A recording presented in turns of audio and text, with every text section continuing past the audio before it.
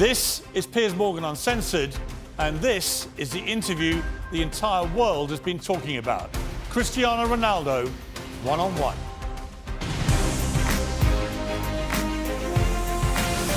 From London, this is Piers Morgan Uncensored.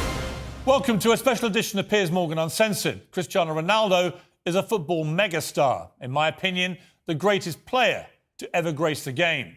He's also one of the most famous people on the planet. He's had the toughest year of his life, on and off the pitch, facing personal tragedy and a barrage of criticism from fans, pundits, even his own coaches. Everyone else has had their say. Now, it's his turn. And Cristiano is most definitely uncensored. Cristiano, let me start just by asking you, why are you doing this interview with me? Because I think it's the time to say something. And because I like you. As simple as that. Well, don't say that in public. Well, I like you too, and I appreciate it, because I think that you've had to sustain a lot of criticism this year in particular, probably more than at any stage in your career. And I think it's time to set the record straight and to clear up a few things, not least, I suspect, for the fans of Manchester United. You must be wondering what the hell's been going on. Oh, as I say many times, the fans, I'm always gonna say good about them. They are the most important things in the football. You play for them. They're always in my side. I feel that every time when I walk in the streets, the fans coming to me and they appreciate what I do for football. And for me, it's the most important in football. The fans, for me, is everything. I want to take you back to last summer. You're at Juventus, and there's massive speculation about where you're going to go. And the big rumour is that you're going to go to Manchester City. So first of all, how close was that to happening? Well, honestly, it was close. It was close. It's something that they spoke a lot, and Guardiola say 2 weeks ago, I guess, that they try hard to have me. But as you know, as my history in Manchester United, your heart, your feeling, the history that you did before, make the difference. And of course, as well, Sir Alex Ferguson. So I was surprised in the same way, but it was conscious decision because the heart speaking loud in that moment. You were a Manchester United legend. So when you say your heart led you, it's because of that, the history you had with the club and the relationship you maintained with Sir Alex, with the fans. I think it was the key. It was the difference in that moment. But I cannot be loyal if I will say that Manchester City wasn't close. But I think I did conscious decision. I don't regret at some point. And as you mentioned before, Sir Alex Ferguson was the key. Did you speak to him before you Yes, came I back? did. Yes, I did. I spoke with him, and What did he say to you to try and persuade you? he said to me that it's impossible for you to come to Manchester City. And I say, okay, boss. So I took the decisions, and I repeat I was with conscience that it was a good decision. You came back and it couldn't have started better. You played at Old Trafford. Yeah, you won 4-1 against Newcastle. You scored twice. Sir Alex was there, loving it, obviously, the return of the prodigal son. Your mother was there, the return of her own son. Your mother was crying, obviously. Obviously, yes. But what a comeback.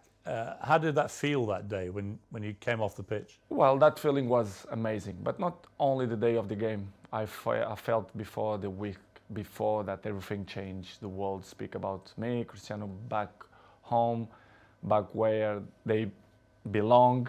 So it was a special moment to be back to Manchester United, to perform for our fans, and of course to score 2 goals was the best welcome that I received in Old Trafford. It was a memorable day and unbelievable day too. The Viva Ronaldo chant went up. Yes, Viva Ronaldo. You like hearing that? Be back, of course I did. Yeah. As I told you before, the fans for me, they are everything. 2 things happened, I think, within 24 hours of you re-signing for United. One, you broke the all-time record for shirt sales in 24 hours. You actually beat a guy called Messi at PSG. You must have been happy about that. Of course I do. As you know, I don't follow the records. The records follow me. So it's good. Another one in my book. And the other one was the Manchester United tweet announcing that you were rejoining the club was the most tweeted or most liked tweet, I think, in Twitter history. It's good. As I told you before, it was a good moment. Nobody expect, because things change around, in my opinion, in 72 hours, which is you plan, or they spoke, not only Manchester City but other clubs too, spoke about your name, that you will change Juventus for another club. But Manchester United wasn't there, wasn't in that pot of that teams, but surprised everybody, even me, to be honest. After a few weeks, things weren't going well at Manchester United. The club just wasn't firing. And in the end, Ole Gunnar Solskjaer, the manager, got sacked. And that's within like 2 months of you coming back. What were you feeling about what was going on at United? And what did you feel generally about the club itself and the state that the club was in compared to when you'd been there before? Piers, to be honest, when I signed for Manchester United, I thought everything was changed, because it's 13 years that I changed. I was in Real Madrid 9 years and 3 in Juventus. And when I arrived, I thought everything will be different, you know, the technology, the infrastructures and everything. But I was surprised in a bad way, let's say in that way, because I saw everything was the same. And Manchester, it wasn't in that moment that, as you mentioned, that Oli was sacked. Michael Carrick, he assumed the job for 2 games, Villarreal and Chelsea away, and everything was so fast, but surprised me a lot. Instability in the club, everything was kind of the same that I It hadn't moved on. No, they stopped on a clock, in my opinion, which is something that surprised me. I didn't expect, and slowly they start to change. Even the windows, the new players, and was tough. It was tough for me because I didn't expect that. And because when you were there before, if Manchester United wanted a player under Sir Alex Ferguson, they normally got their man. Right now, it's a very different environment. After many years of failure since Sir Alex retired, United weren't getting the top players anymore. So were you surprised by that dynamic changing as well? Because you would have been used before to them, if they wanted top players, they got them. I was surprised. I thought when I signed, that they signed in that year Sancho and Varane plus me, that things will be in the way that Manchester should be. As you mentioned, well, Sir Alex Ferguson left a big gap in the club. Not only Sir Alex Ferguson, but one person that I thought make the difference, David Gill, the president, a very, very good man. And the structure around Sir Alex Ferguson was very important too. I knew that Manchester United wasn't the same, but I don't see that it was so big gap, so big things that go through by the last 10 years. And it was the thing that surprised me more, to be honest. It was little things like even the swimming pool that the players use, the saunas, all these facilities. Nothing had changed since you'd left in 2009. Nothing changed. Surprisingly, not only the pool, the jacuzzi, even the gym. Even some points, the technology, the kitchen, the chefs, which is I appreciate, lovely persons.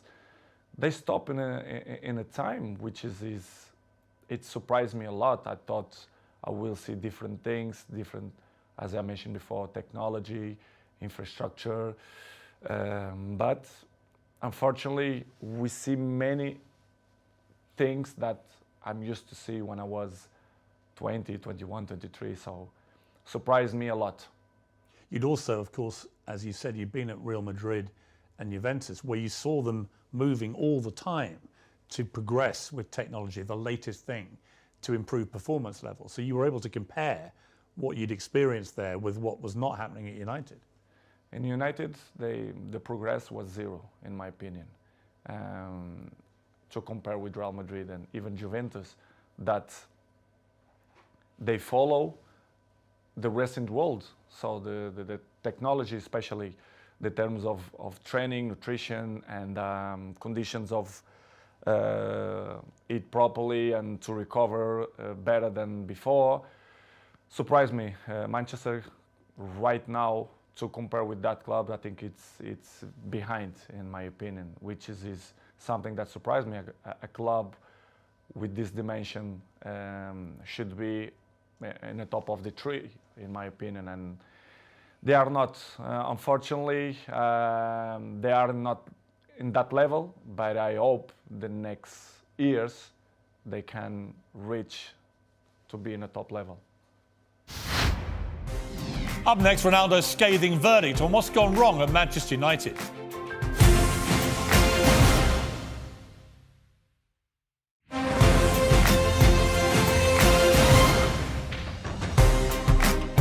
When you look at, United have had some of the best managers in the world follow Sir Alex Ferguson, and they've all been relative failures compared to other stages of their careers. Do you think that partly that's down to the structural element of this, that there just isn't the support that top managers need? I don't know what's going on, but since the Sir Alex Ferguson left, I saw not evolution in the club. The progress was zero. For example, you have an interesting point that how the club as Manchester United, after Ole, they bring sport directive Ralph Rangnick, which is something that nobody understands. This guy is not even a coach. A bigger club like Manchester United bring sport directive, surprised not only me but all the world. Well, it was a ridiculous decision, wasn't it? Of course, in my opinion, you have to be honest. If you're not even a coach, how are you gonna be the boss of Manchester United? It's something that I should see that Manchester is not followed, not the right way to reach successful like other teams, like for example Liverpool or Manchester City, Chelsea.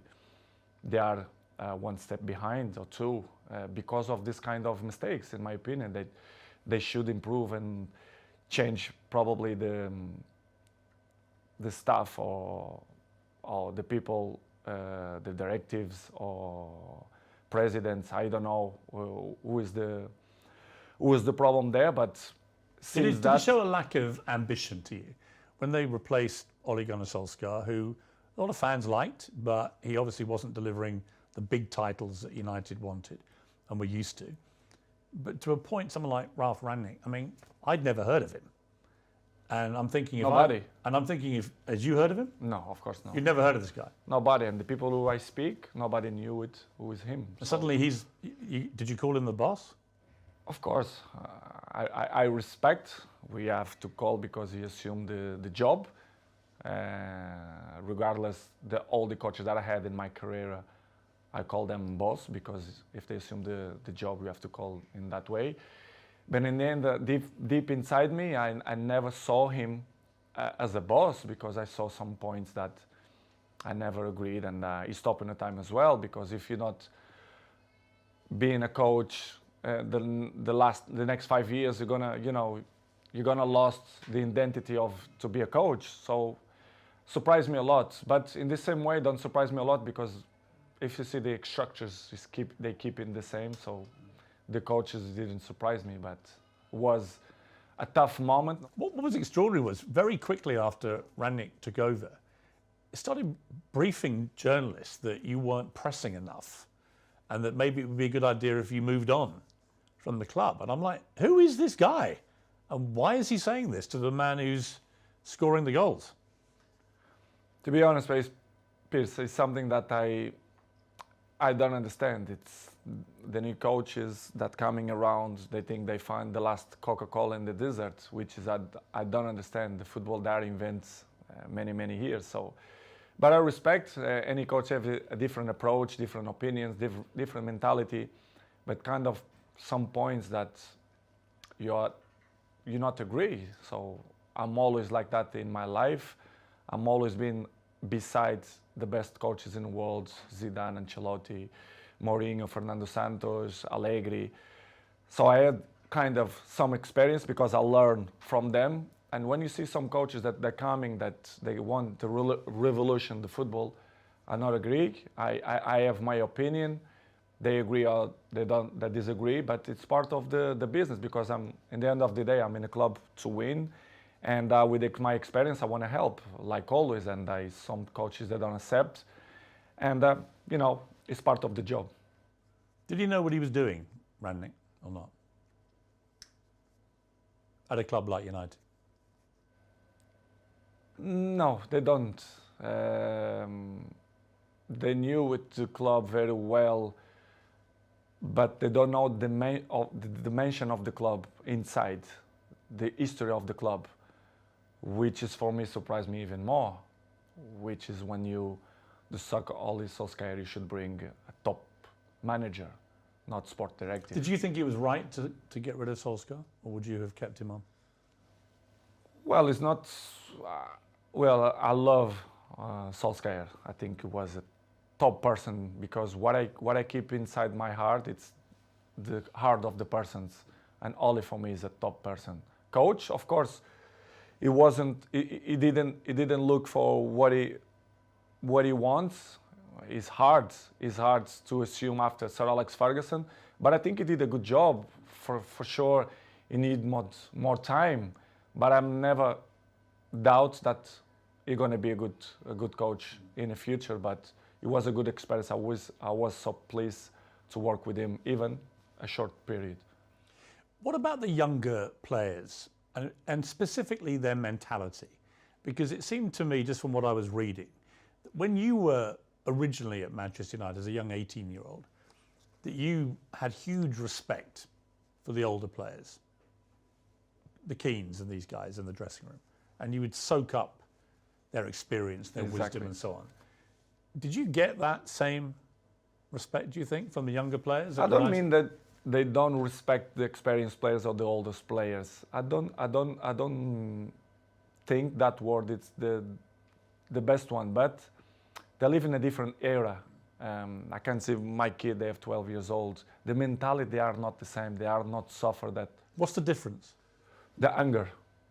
I think the anger. I think that they have the things more easily. Everything it's easily. They don't suffer. And I think they don't care. I don't mean only a few in Manchester United, but all the teams, all leagues in the world, the youngers, they are not the same of my generation. But we cannot blame them because it's part of the life, the new generation and the new technologies that avoid, they distract them for another thing. So, but they are not the same. They listen, but this is why we have 2 years. You listen from one side and they go away for another side. So don't surprise me, but in the same way, it's a little bit shame because if they have the best examples in front of your eyes and if they don't at least copy what you did for me, it's kind of weird because I remember when I was 18, 19, 20s, I'm always look to see the best players, Van Nistelrooy, Ferdinand, Roy Keane, and Giggs. This is why I have the successful that I have in longevity, because I take care of my body, my mentality, my head, because I see these guys and I learn from them. When you try and give advice to these younger players, what do you say to them? What do you try and guide them to be like? I think the best advice, I'm not the kind of guy to like to give advice. I prefer to be as example. Yes. Because I'm an example. I'm there every morning. I do it the same stuff. I'm probably the first ones to arrive and the last ones to go out. I think the details speak for itself. So, because as I told you before, they listen one thing and in 2 minutes they already forgot and do it whatever they think it's better. This is why I say I like to lead by example. And some ones they follow me, not much, but See, I just find that incredible. That if I was a young footballer and I had Cristiano Ronaldo at my club, that I wouldn't want to spend every second watching him, listening to him, observing the way you go about your business. And yet, from what you're saying, clearly, they're not interested. they don't care. Some ones yes, but most of them no. But for me, it's not surprise me. Don't surprise me because they're not gonna have longevity careers, in my opinion. It's impossible. It's impossible to see, for example, my generation, you see many players, they reach 36, 37, 38 in a high level. I think this generation, you're gonna count by your hands how many gonna reach in that level, because this years of preparation, helps a lot. Who are the players in the world that you most admire for their mental strength, their attitude?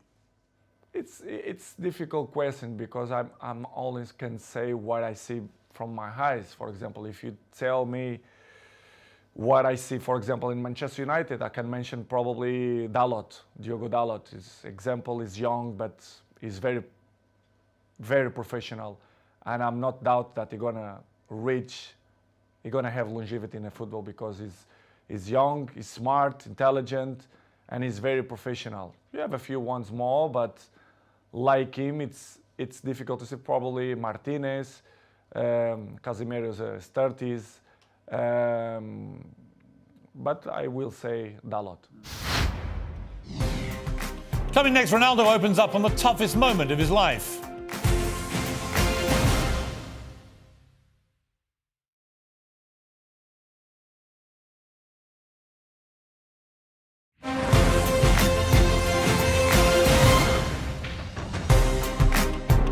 So Rangnick's come then, it's your second manager, it's not working, the results aren't great. You're still scoring goals regularly for Manchester United. You're about the only one who is.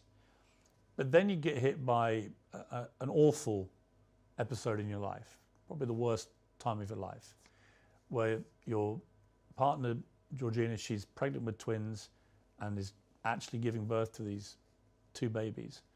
And your baby son doesn't survive. And I don't think I can imagine, I have 4 kids, you have a lot of children, you know, you can't imagine a worse thing to happen than to go a full term of a pregnancy, particularly for the poor mother in that case, but also for you. What was that like for you, that time in your life? It's probably the worst moment that I passed through my life since my father died, you know. When you have a kid that you expect that everything will be normal and you have that problem, it's hard, you know. As human being that I am, me and Georgina, we had quite difficult moments because we don't understand why happened to us. Was difficult, to be honest. Was very, very difficult to understand what's going on in that period of our life. As you know, the football carry on. They are so fast, many competitions. The football don't stop. We have many competitions. And pass through in that moment was probably the most difficult moment that I had in my life. Me and my family, especially Gio, that was tough. She said she was giving an interview about the new series of her TV show. And she said in an interview, a big piece of my heart shattered. And I asked myself how I could carry on. I had the answer nearer than I thought. I looked into the eyes of my children, and there I saw the only way of doing it, being all together. Yeah, I saw too. Yeah, this is why what we did. I grew up my family, especially Gio, and we had the difficult moments, but we said, listen, we have more kids. We have one that born, Bella. that we have to be happy too. I mean, such a difficult situation again, where you're mourning the terrible loss of your little baby boy, but also celebrating the birth of your beautiful daughter. I try to explain sometimes to my family and even my close friends. They say, I never felt to be happy and sad in the same moment. Yes. I never felt. It's hard to explain. So difficult. So difficult. You don't know if you cry or you don't know if you smile. Yes. Because it's something that you don't know how to react. You don't know what to do, to be honest. And of course, I remember very well that I look like, I don't know the word that to define what I felt in that moment, but it's crazy feelings, it's crazy emotional. But as I told you before, I have to hold that we had at least Bella, yes, which is the most important. One die and one survive, but it's difficult to explain. How did you explain it all to your other children? They must have been so confused about it. In the beginning, Gio arriving home and the kids start to say, where's another baby, where's another baby? Of course, Cristiano, I had conversation with him in the day, because he's 12 years old, he knows, he understands everything. And I had a nice conversation with him. We cried together in his bedroom, and he explained, and it's kind of, he didn't understand. He understand, but in the same way, he was a little bit confused. The other ones in the beginning, in the table, the kids start to say, Mom, where is the other baby, blah, blah, blah. And Gio, in the beginning, they start to say, because, you know, she had a little bit belly, because they had two, it's hard process. And after 1 week, I say, you know, let's be frontal, let's be honest with the kids. Let's say that Angel, which is the name, they go to the heaven. It's better to say in that way. Yeah. And we start to use in that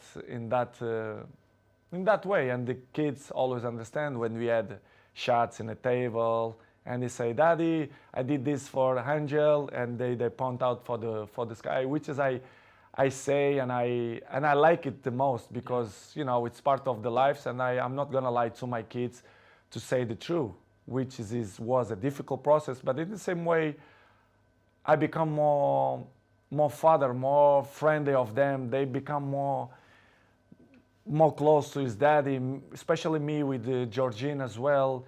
Yeah, I was going to ask you that, because these things, they can make or break relationships, because the grief can be so intense. It can drive couples apart, or it can bring them closer. In my case, it was better in that way. I become more friendly of Gio. I was of course friend, but I see more lovely for her and for my kids, and I start to see the life with a different perspective. You understand, which is coming the point of, if you're gonna ask me for sure, the pre-season moments. Yes. For example, why I didn't go to the pre-season. Yes, I'm going to come to that. Yeah. But it was just to finish in that chapter was the most difficult moment. The last, since my dad died, it was this moment that I passed through the last 6 months. Do you feel your son is with you in spirit? Do you feel For that? sure, for sure. His ashes is with me, like my daddy. They are here in Really? my house. Yes, yes. It's something that I want to hold for the rest of my life. I'm not throw to the ocean or to the sea. I keep with me. They are next to my daddy. I don't know if you check. I have a small church down, and you do? Yes, I do. Like a little chapel? Yes, Huh? chapel, and I keep my daddy and my son. Do you talk to them? Yes, I do. I talk with them every time, and that they are in my side. They are, they help me to be a better man, to be a better person, to be a better father. And it's something that I'm really, really proud, that the message that they send me, especially my son. Amazing. You had an extraordinary reaction from football fans, obviously from Manchester United, but I think you must have been just so surprised by the outpouring of not just support, but Liverpool fans sang on the 7th minute of their next game, "You'll never walk alone." The Cop, the great infamous enemy of Manchester United. What did you feel when you heard that? I never ever expect that. Never. I had the opportunity now to say all English community, thank you a lot for that kind of that they had with me, not only Liverpool, but all England. I felt I was at Arsenal when you played, and on the 7th minute, the whole crowd I were received applauding you. a letter from the Queen family as well. Really? Yes, I do. Which is his From the Queen herself? Or? yeah family, Yeah. and surprised me a lot. Offering their condolences. Yes, Wow. unbelievable. This is why I say I respect a lot the English community, English people, because they've been very kind with me, and in that difficult moment on my life was spectacular. The way they treat me and my family in that difficult moments. I should say straight to the crowd and thank you to the all English community that helped me in that moment. When the Queen sadly died in September, you posted a very nice tribute to her. Was part of the reason because of what they had Of course, been like with you? of course, they've been so kind of with me, and this is why I did what I did. But it was unbelievable moment. I'm never ever gonna forget that moment. You have a little girl, Bella. She's 6 months old now. Must be a great joy amid all that terrible sadness.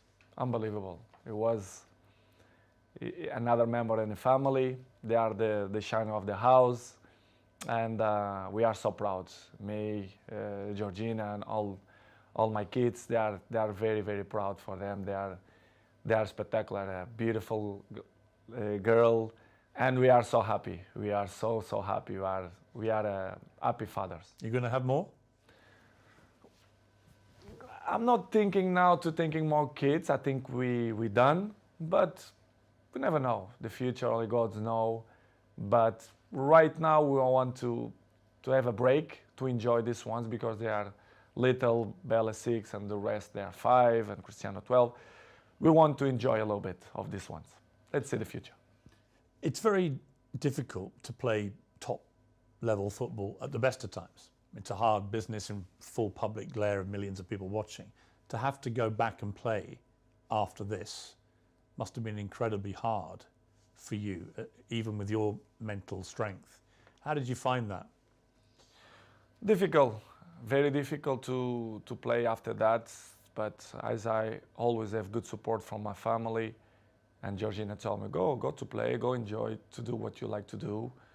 We're gonna help for you to forget a little bit the situation.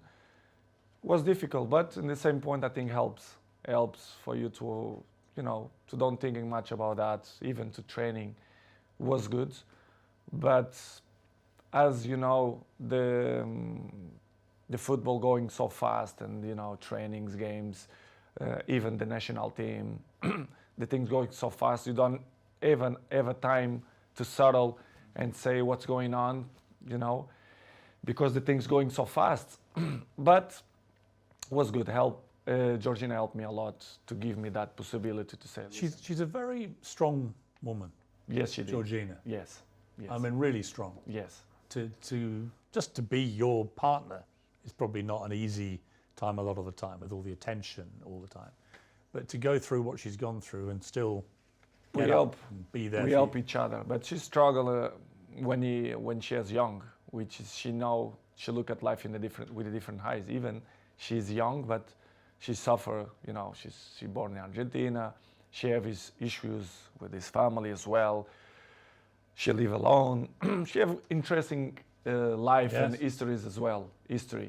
And she helped me a lot. She's very mature for his age. We help each other. Sometimes when I'm a little bit down, she push me up, and I do it to the other side. So we are a nice couple. We help each other. So I'm really pleased that she's on my side. Any movement on the wedding bells, Cristiano? I'm not thinking now about that, but I can see in the future. I think she deserves, but it's something that not coming now in my plans, but in the future, yes, I want. Coming next, Wayne Rooney, Gary Neville. Ronaldo's got a message for both of you.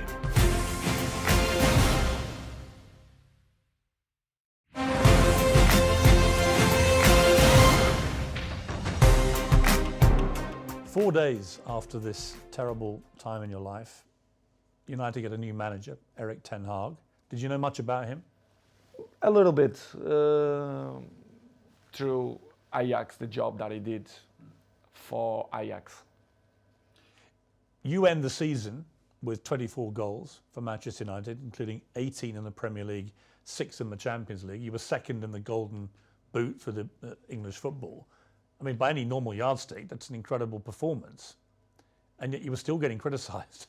It was almost like, well, it's got to be your fault, even though you scored all the goals. Were you as bemused as I was that you were becoming the focal point for the criticism? I think it's easy to point out when you want to cover other things, to point out Cristiano Ronaldo.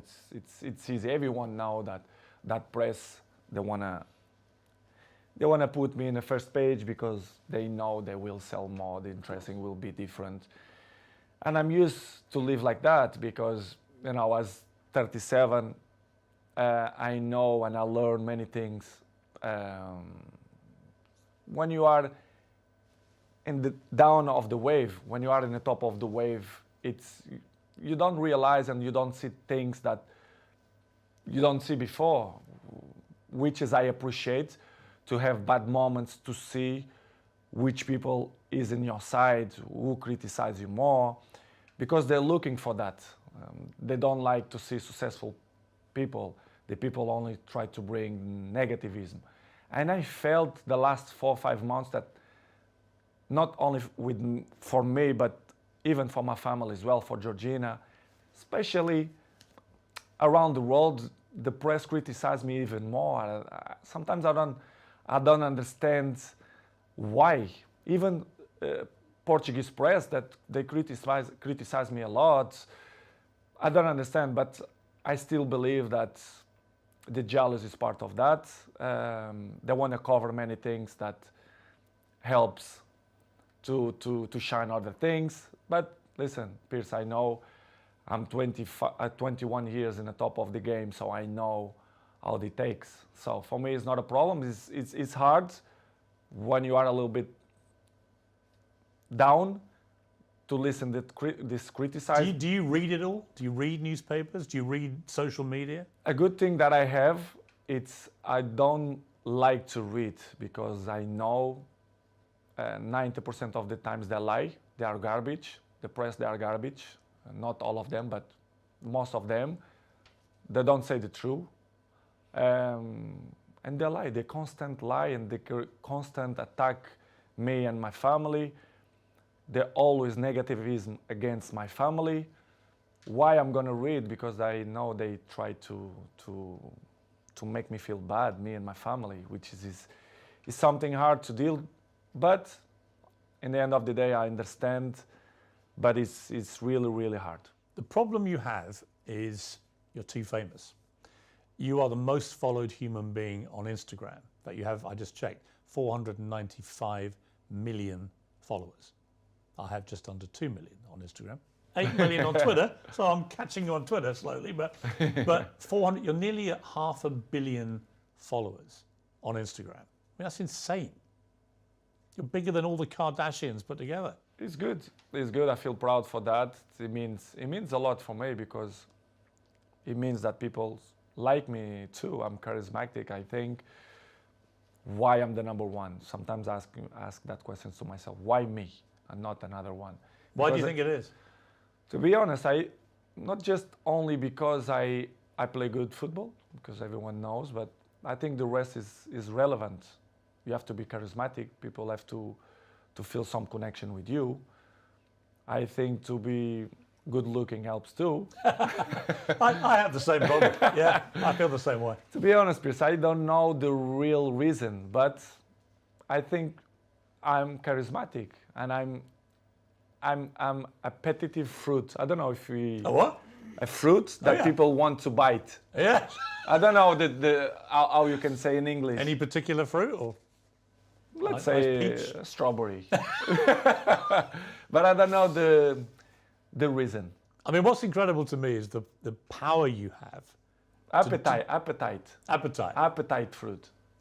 fruit. I don't know if it makes sense in English, but if it don't make sense, you learn. I'll research appetite fruit, yeah. Okay. I mean, I have a pinned tweet, and it's you telling me I have good abdominals, which is a very good observation, by the way.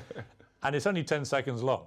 It's had 43 million views, this clip. So thank you.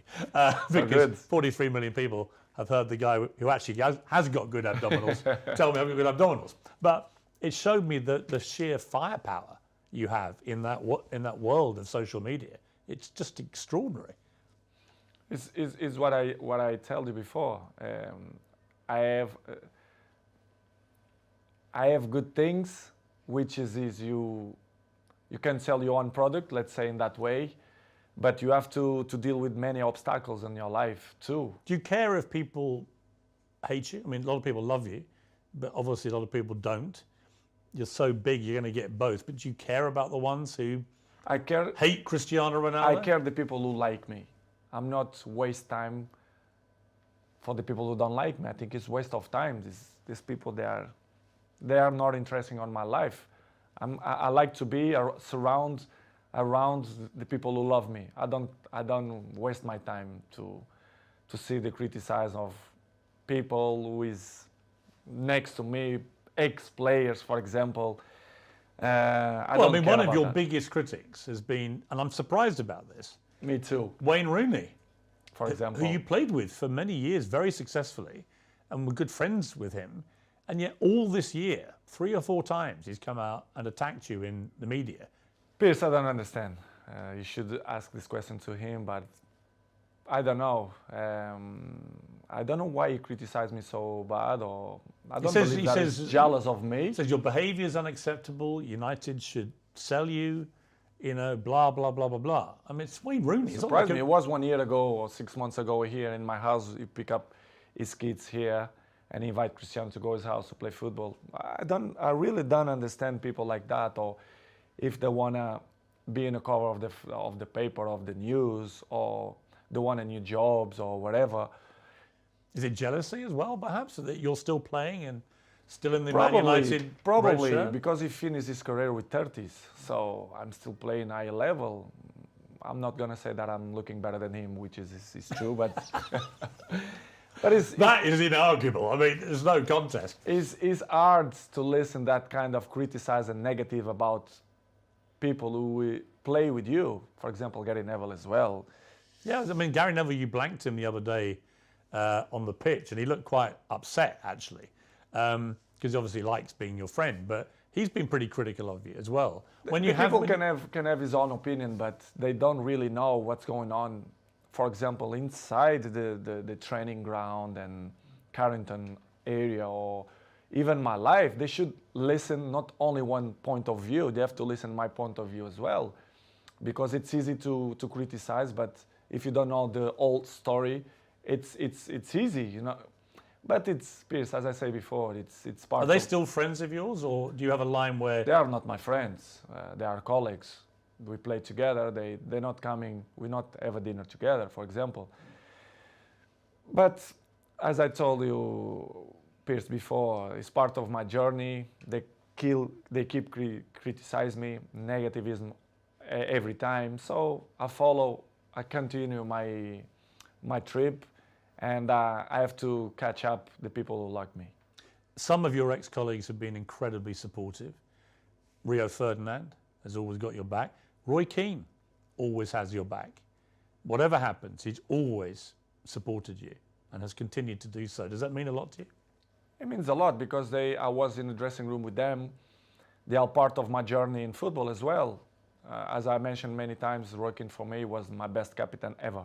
Rio Ferdinand helped me a lot. He was my neighbor, I was his neighbor. So very, very good guys. Not just because they speak good about me, but they was there in the dressing room. They are football players. They know how players thinking and the behaves, etc.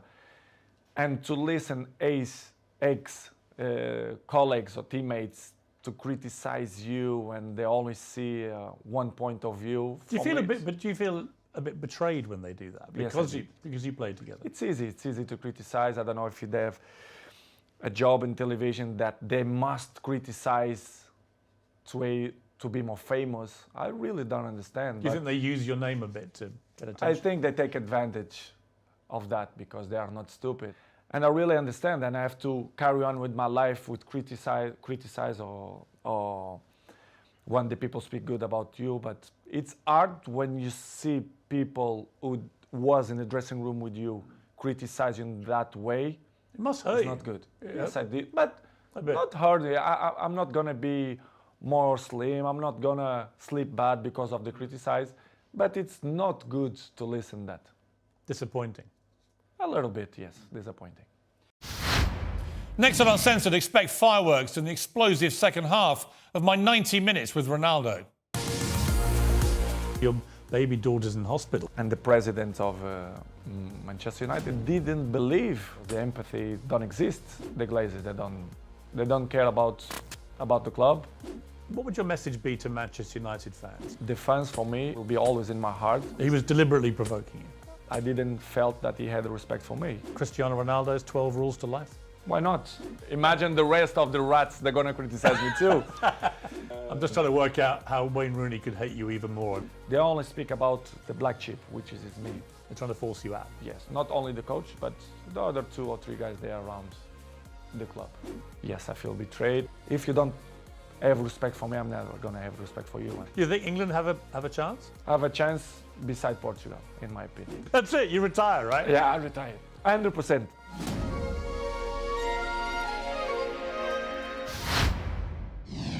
You won't want to miss it. Whatever you're up to, keep it uncensored.